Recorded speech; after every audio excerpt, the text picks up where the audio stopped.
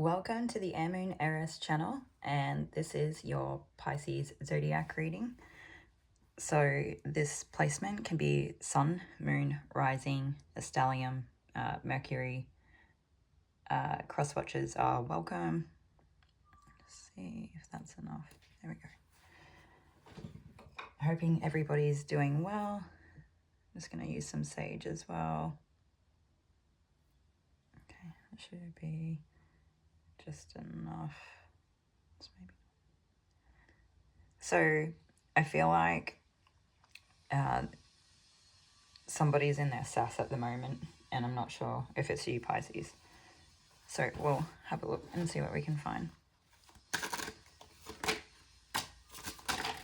Okay, so I do realize I just picked up my deck actually upside down. So I do want to take the Magician still as reverse, but not the others. So we're going to turn these the right way up. Okay, so there's somebody that is not transmuting something. So it's a person, it could be you, it could be a person that you're dealing with, but I feel like this is probably a person that you're dealing with is somebody who's not transmuting things at the moment. And what that looks like is being in the feelings and being stuck. It might be really stressful, depressing, a lot of hard work, trying to like put boundaries in place and feel like, you know, they're adequately defending themselves so that they can return to their state of peace, to where they enter back into their own knowing, because I think at this point they're probably questioning themselves and they're not really sure because of how things have played out. I feel like we want more than this. This is not enough. Strange. Okay.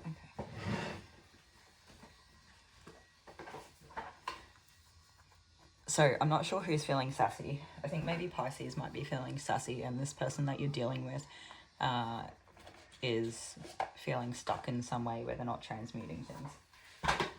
Maybe that's not how they feel. But also the Magician can be Mercury, and Mercury in reverse, it could just be like some sort of disposition Mercury placement. So yeah. This is a really bizarre energy. I feel like you guys are probably more open and tapped into your intuition than normal at the moment. Like you're... Oh, here we go. Okay, I just had cards falling out everywhere and we're going to take all of them. Left or right? Right. Okay, this one.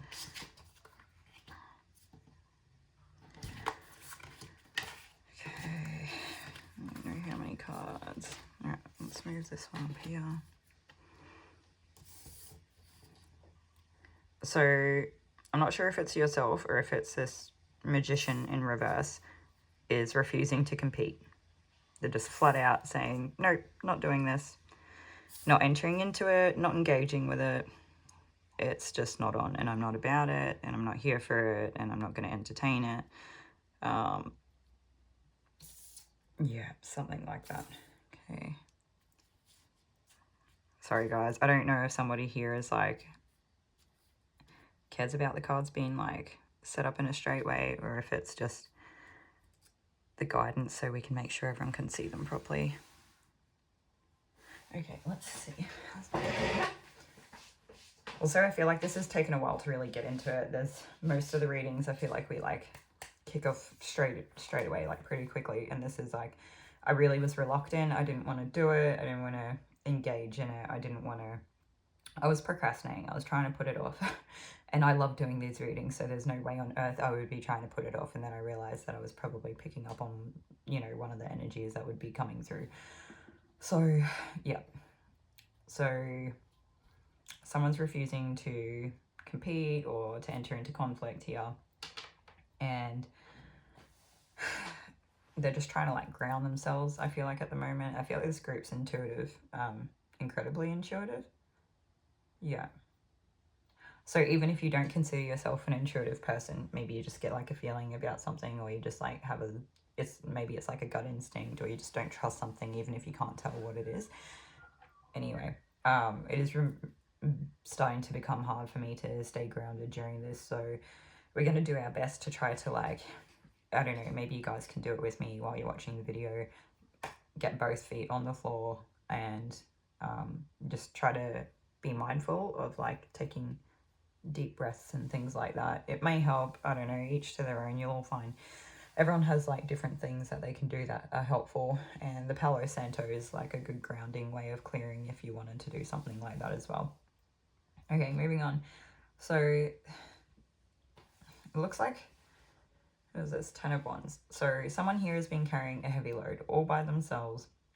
Feel like they feel really burdened by it, and maybe they feel like they've had to put out an insurmountable amount of boundaries to keep people at bay, and it's hard work and it's lonely, and I think it's just a lot. And so it looks like when they've seen the chance to put themselves out there, because they'd, like, been working on this, is the feeling that I get, they decide that, yep, it's time to put myself out there and go after what I want. And for this person, it might actually just mean that what that looks like is being vulnerable and being open and putting themselves out there and, you know, making friendships and whatnot. Or, I don't know, it doesn't have to be about a friendship. Could be relationships, like romantic relationships or something. I'm not really sure. Could be just going after something that you really want. But it's basically like we're starting out, we're on our merry journey, and we're super enthusiastic, and we're very unaware of some of the issues that we could actually potentially encounter. And that's okay. So we just, like, we do our best, we give it our all, you know, we really funnel that passion into it. And I think, like, it's all about perspective, right? Like, we know what we're doing and we know how we're doing it, and we know that we have, like, really innocent and good intentions, and there's nothing more to it. Yeah, I feel like this is where this splits. So I feel like this is one person and this is the other person. So we have the Knight of Pentacles here, and this person is almost gives me the feeling of, like, seeing someone do better than them and feeling competitive, and which is funny because it's not normally an energy I would pick up from, like, a Knight of Pentacles, but in this reading it is. It's like comparison, maybe a bit of jealousy or envy or something like that. Like, this is coming through from, like, a situation that's, like, yeah, I'm not really sure. This could be close to home for a few people, but we'll just wait and see. Anyway, so it could be, like, a good friend or someone that you've known for a long time, or you considered, like, I don't know, I guess this looks like a person that you've just recently put yourself out there to engage with them more, maybe been spending more time with them, getting to know them on a deeper level, really throwing yourself out there and having, like, a really I don't know if it's, like, positive mindset, yeah, something like that. Anyway, what you don't see is that this person's almost, like, secret feelings or something like that. I guess the first thing is that they are having secret feelings, and then the second thing is that there is this, like, level of, like, comparison or envy or something like that. I don't really know. And I think they're trying to work out within themselves what's going on, but because they're in this energy of comparison, they can't help but look at the people outside of themselves and go, well, they do this and they do that, but I do that, and this person only has this because they do this, or something like that. Like, they're almost placing, I don't know what it is, like, misplacing potential reasons for things. It's like, instead of just saying it is what it is, there's, like, a judgment on it. So instead of saying the sunflower has just bloomed and so it's, like, a young or a fresh sunflower, this is a really poor example. Okay, we'll do it the other way around. So maybe there's, like, a sunflower that it's, like, an old sunflower, and so it's, like, starting to wilt a bit. It's still beautiful, but it probably won't last too much longer. Okay, so it's like, this will be a better example. So instead of saying this sunflower is a bit older and has been alive a bit longer, this person's going, oh, but they're not young, or they're not this, or they're not that. This is a terrible example. I'm sorry, I don't really know what they're trying to communicate here or why it's coming through this way. Hopefully it makes sense to some of you guys, or you're like understanding what I'm trying to get across. Oh, what is it? It's like, the point is that it doesn't have to be good or bad. It can just be exactly what it is, okay? Like, and there's actually like beauty in everything, and we can't pretend to know what other people are like thinking or what their intentions are. If anything, it ends up getting to a point where it's like a level of like projecting out onto the world. Yeah. Now, I feel like there's something here I've been getting for a little while, and I'm sure it'll come up in other groups as well, but I've been feeling like I need to explain how some of like the general readings work. And this is not something that I ever really want to enter into. And no one's like written anything into comments or anything, but there could be some people in this group that maybe need to have like a clarification on or a better understanding around how they work. And it's like no reason other than just like a genuine curiosity or like a lack of experience navigating like the general readings in like on YouTube or whatever media, whatever platform you find yourself on. So I guess the first thing is it's not the same as a personal reading. So there's a bunch of people in one group, so it's obviously general so that we can account for everyone in the group. And there will be certain parts of the message that some people will take on board, and there will be other parts that don't, and you should never try to make anything fit your situation that doesn't. The next thing is that just because a person's reading does not resonate with you doesn't mean that they're like not a good reader or that they're like a fake or anything like that. What happens is that we resonate with people who do readings that are closer of a vibrational match to ourselves, regardless of what that looks like. So that judgment thing, it doesn't matter what the person looks like or what sort of judgments you could make around how they produce their work or the way that they communicate, because you've got to remember it's like spirit coming through a different lens or type of filter, and that's just how it works. So what you will find is that if you persist to engage with the general readings, whatever that looks like, is that you might go, for this period of time, I've found that, you know, maybe these 2 or 3 readers really resonate with me and they mean a lot. And maybe not every video hits, but maybe like, I don't know, maybe like 4/5 of the videos that these 3 readers do really work well for me, and they really resonate with them, and they're actually really helpful, and you know, like you definitely gain like value of insight or something like that into it. Anyway, now what might happen is that in like 3 months time, maybe something in your life changes, or maybe like you've been working on yourself or whatever it is, it doesn't matter, but your vibration might change. You're at a different place in your life. We're all on our own individual journeys, and then what might happen is that you pop up out of the 3 readers that you used to like really vibe with and resonate with a lot, and you'll pop into like a different group. And it doesn't matter what way you go. Again, there's no judgment on good, bad, positive, negative, up, down. We're all human. We all experience all the ranges. And sorry, I feel like this is like spirits like wants to school people. Yeah, anyway, moving on. So you can change what vibration you're sitting at.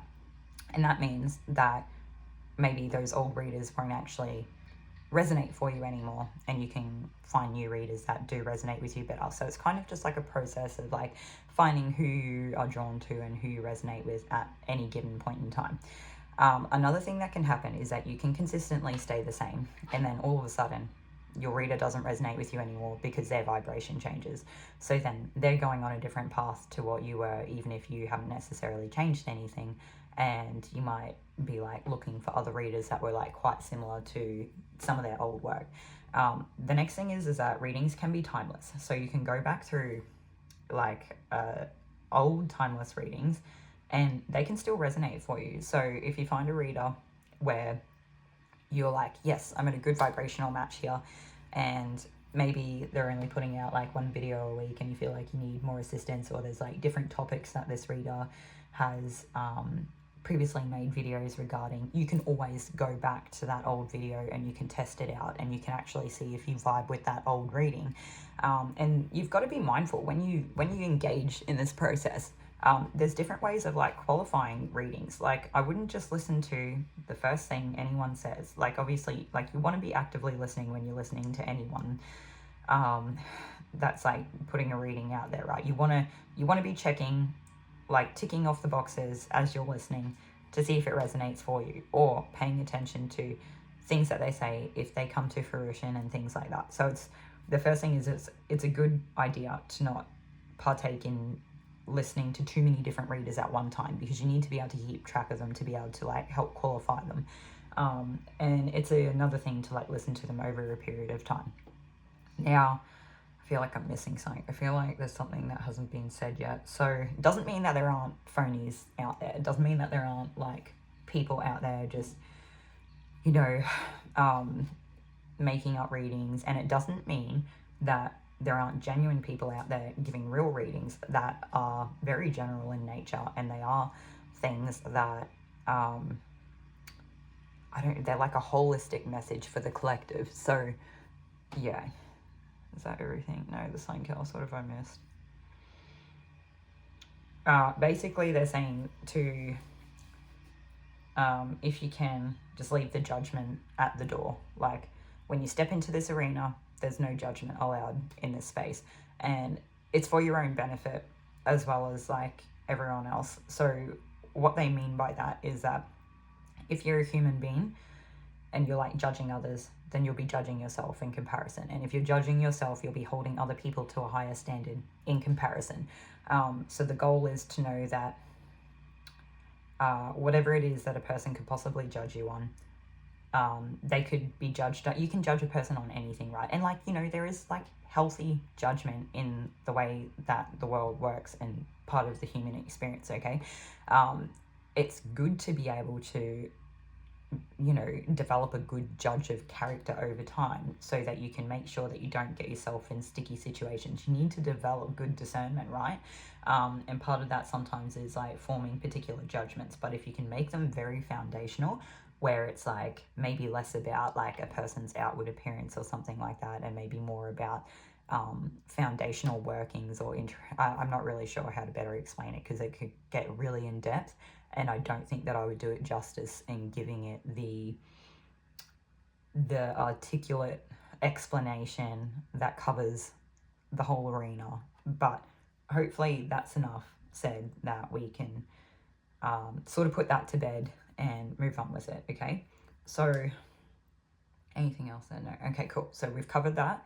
And now everyone in this group has like a better understanding of how that works, okay? So you might come across my Libra reading and it might resonate for you.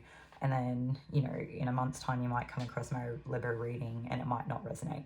Now, you also, because of the way that astrology and the planets and different transitions and things are happening at a time, you've got like a sun, moon, rising, Mercury placements. You've got a whole heap of placements. There's not just those placements, but they seem to be pretty profound when it comes to narrowing in on certain parts of our lives. And I'm not an astrologist. I have like a keen interest for it, but I also don't have a lot of time to like look into it and develop it too much. So I'm good at recognizing certain energies that I'm used to, like I'm familiar with, but that's about it. So where are we going with this? So the sun, moon, rising thing. So the way that I understand it is that sun is kind of like your personality. Moon is your feelings or emotions or your like inner world stuff. And then rising is like how you present to the world, like how you come off to people. It's a bit bizarre because I've heard lots of different explanations of it, and I'm again probably not doing it justice. So if it's something that you're genuinely interested in, you should go have a look for yourself, or you know, find with the access to the internet, we've got like a wealth of knowledge at our fingertips, and I'm definitely not qualified to speak on it, but I can only tell you what I know. So now with Mercury is quite often how we communicate, and it can sometimes be like an intellectual way of like navigating the world as well. So for example, I have Virgo in Mercury, so I don't know, like I can pay attention to detail sometimes. We're going to go through all. Okay, so I have Sun in Virgo, so maybe my personality, I can be like, I don't know, this is, I feel like this is not why we're here, but they're making this as part of the message in some way. So it's not really about me, it's about maybe they just want you to understand the sun, moon, rising thing. So I'm a Virgo sun placement, so maybe I like things done a certain way, maybe I'm stubborn. It's a mutable sign, so I can sort of change. What is it, like Virgo can sometimes be like a bit of a chameleon. They're a really funny sign because they can be like really stubborn and very set in their ways, but they can also like change quite a lot. Anyway, so Pisces and Virgo, this is jumping around everywhere. I'm really sorry. I hope this like actually makes sense to you guys and that we get somewhere that's like helpful. Virgo and Pisces are sharing the same axis. So Pisces probably shares that mutable trait. Well, they do share the mutable trait with Virgo, where they can change in and out of different things. You can, yeah, okay, so we've got that. Now, what's next? Okay, so sun placement. So yeah, there might be like a bunch of characteristics for my sun placement, and that's like how I feel I operate within the world. And then the moon placement, so I'm an Aquarius moon, and so the way that I might process my emotions is a very Aquarian way, and sometimes, like as painful as it is, it's almost like a detached intellectualization of my emotions, but it's bizarre. I don't know how to better explain it because I also have Scorpio rising, and the way that I understand Scorpio is that that's meant to be how you present to the world, but I also feel like sometimes it's like just how you are in the world, like how you show up. So I guess Scorpio can be very deep. They want to go to the depths of the oceans and all like the feelings and nostalgia and all that sort of stuff, and they'll happily sit there and they'll like almost stagnate there, and like, you know, they could love like melancholy. They can be a lot of things, right? They can be strategic, they can, you know, every sign has its own set of characteristics, and then like having that Mercury, like Virgo Mercury, I could like articulate in a very particular way. Now that we've got that said and done, so maybe because of the way that your chart's laid out, at 1 month, your Libra reading might really hit home for you because of where your birth chart aligns with the current astrology, okay? And maybe the next month, regardless of where we're both resonating at, let's pretend that you and I both still continue to share the exact same vibrational match, so there's no change there. The next month, what happens instead is that we're doing the same zodiac reading, so we're doing Libra next month, but next month the planets are in different positions. So maybe next month your Libra reading doesn't actually mean so much to you, and you go, this doesn't really resonate, I don't know about this girl, and that's okay. There's no judgment there. I mean, like I said, there's different readers for different people as well. If you get curious and it's something that you're genuinely interested in and you've got the time and you want to look into it, what you could do instead is go like, yeah, no, that reading's not for me. What I'll do, because maybe you're a Libra sun sign, I'm going to go check out my moon and my rising signs and see if either of those resonate more for me. So you can just, whatever, you know, there's so many free natal charts that you can do online. I think there's like Astrology Cafe and Seek Astrology or something like that. I can't remember. What I might do is I might just like copy their websites and just put them into under the timestamp for we're not doing timestamps because it's a zodiac reading. I'll put it in the description box, okay? And then that way you can go and look at your own like natal birth chart and see what the different signs are. You will need to know your time of birth. And when I say time of birth, I don't just mean rounding it up to like 8 p.m. at night. It needs to be like 8:31 p.m. You need to know where you're born, so like what city or town, So the time, the city or town, the date, obviously like your birth date, the year and everything. From memory, that's about it. So that might be something that someone in this group is interested in looking into. Okay. Now that we've got that out of the way, thank you for everyone who persisted through that, because I understand there will be people in this group that already did know this, but yeah, not everyone did, and so we're trying to get everyone up to the same place so that we can move forward. Now that we've got that understanding out of the way, what else do we have here? So I don't understand enough about the astrology, but they're saying that a certain sign might be exalted in Mercury. I have a second phone that I might see if I can do a quick Google.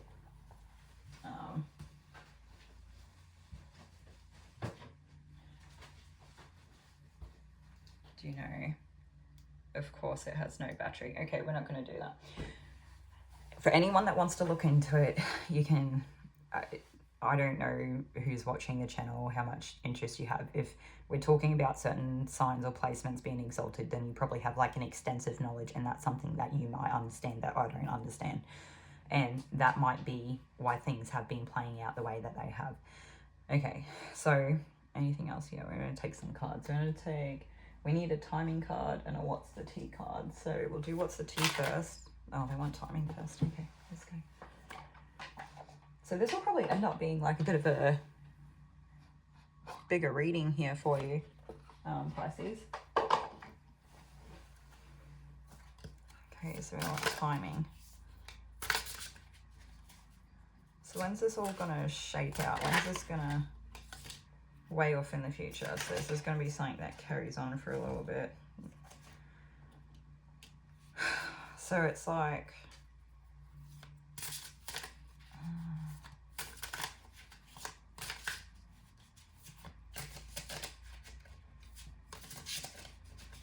So it's like another person's trying to compete with you, and so it's like they're probably going to continue to compete with you for a little while. They're saying stop waiting. So in other words, they kind of want you to just like move on and not worry about this other person trying to compete with you. Okay, here we go. Yeah, it's going to take a while. Okay, cool. So we've got like 3 cards that are all more or less saying the same thing, so that's good. Okay. The next thing, so what's the 2 cards? So what do we want to know? Why has this person got a problem? I keep wanting to say Libra, so I don't know if this person is Libra or if not. Maybe, I don't know. Anyway, why does this person have a problem with Pisces? Okay, that's what we've got. Love on the brain, so dreaming, fantasizing, daydreaming, nostalgic. So there's that sort of nostalgic energy. Inside scoop, a closer look, nosy, up in your business, and fake smiles. So it's like this person might be, I don't know, like you're on their mind a lot. I think if there's some sort of like attraction or maybe like some sort of obsession, or they like found themselves liking you when they probably shouldn't have, or they really didn't expect to, or something like that. Maybe they were just like really fond of you, or it's like they, part of me wants to say they literally catch themselves fantasizing about you, and then they're like, whoa, that was weird, what's that about? So then they want to push it down, they want to like squash it or whatever. But then the other thing is too, is that maybe because you guys may have had some sort of fallout here, like it said that there was a level of conflict that you're refusing to engage in. Maybe they're just being quite nostalgic, and it's the other stuff is not so much of a deal. Anyway, but because you're on this person's mind so much and they're in their feelings about it all, they're like trying to keep an eye on everything happening. They're trying to stay inside the loop. They're trying to see if there's like any changes with you. They're trying to see, they want to see what goes on for you. They don't want to like miss out or anything. They want to see what's happening. They want to see what eventuates, blah, blah, blah. Same thing in a million different ways of saying it. They're paying attention to what you're doing, and they know they're doing it, and they're being intentional. They're trying to keep up with you for whatever reason. Maybe because they feel like they're missing out, right? They're feeling nostalgic about it, and they want to know what you're up to and what's going on. And maybe they're looking for a way back in. It's hard to say, but regardless of whether they are or not, this person is like pretending to be cool on the outside, but they're not really. Okay, so that makes me beg the question of whether this conflict has necessarily like happened yet or not, and if it has, maybe they're acting like it's not that big of a deal, but it still is sort of annoying them or eating them up on the inside, something like that. Yeah. Okay. So we want to take an archetype card. No, nothing. Okay, cool. They're basically saying that you'll know who this is, and if you don't already, when it comes, you'll know. So yeah, that's everything that we have for you today, Pisces. I hope that this was helpful in some way. I'm apologizing now on the odd chance that I did refer to Pisces as Libra throughout the reading, because Libra kept coming up on my brain. So I don't know if this person is Libra, or like either of you have significant Libra placements within your chart, but hopefully this was helpful or insightful in some way into maybe something that's going on for you, and I'll see you all in another reading. Thank you.